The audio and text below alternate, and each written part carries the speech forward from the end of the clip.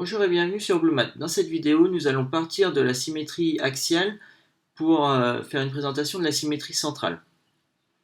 Voici cette activité. Moi, je vais la réaliser sur GeoGebra pour que ce soit plus clair et plus précis. Un polygone A est dessiné ici, une droite D1 en rouge, une droite D2 en bleu et le point O, intersection des droites D1 et D2. Trois questions à faire. La première, réaliser le symétrique de la figure A par rapport à la droite D1. On appelle cette figure B. Alors, sur GeoGebra, on a directement ici la symétrie axiale. On nous demande l'objet puis l'axe de symétrie. L'objet, c'est le polygone A. L'axe, c'est la droite D1 qui est ici. On obtient un polygone. Alors, on nous dit de l'appeler B. Donc, on va le renommer B. Ensuite, la question B. Réaliser le symétrique de la figure B par rapport à la droite D2. On appelle cette figure C. Notre figure B, elle est ici. La droite D2, c'est celle qui est en bleu. Donc pareil, on va garder la symétrie axiale.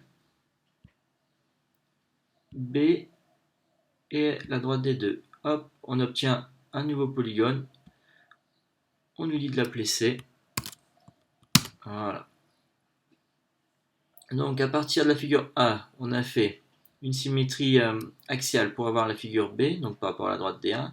De la figure B, on a fait une symétrie axiale par rapport à la droite D2, on obtient la figure C. Et du coup, la troisième question, en utilisant le point O, étudier comment construire la figure C en partant directement de la figure A. Pour gagner du temps, j'ai un petit peu avancé.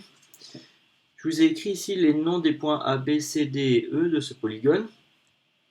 Et ici le nom de points A1, B1, C1, D1 et E1.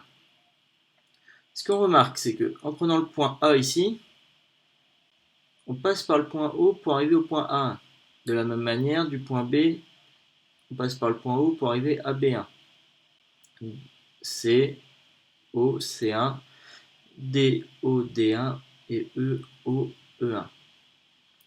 Ce qui est important de remarquer, c'est donc qu'on est arrivé de ce point-là, le point A au point A1, le point O qui était ici, donc, est aligné avec ces deux autres points A et A1. Et ce qui est important, c'est que le segment AO ici est de la même longueur que le segment OA1. Et donc en fait, O ici est le milieu du segment A1. Et ça va être la même chose pour les autres points. Ici, le point O est le milieu du segment BB1, le milieu du segment DD1, le point O est le milieu du segment EE1 et le point O est le milieu du segment CC1. Donc voilà ce qu'on remarque. Et donc voilà ce que c'est que la symétrie centrale.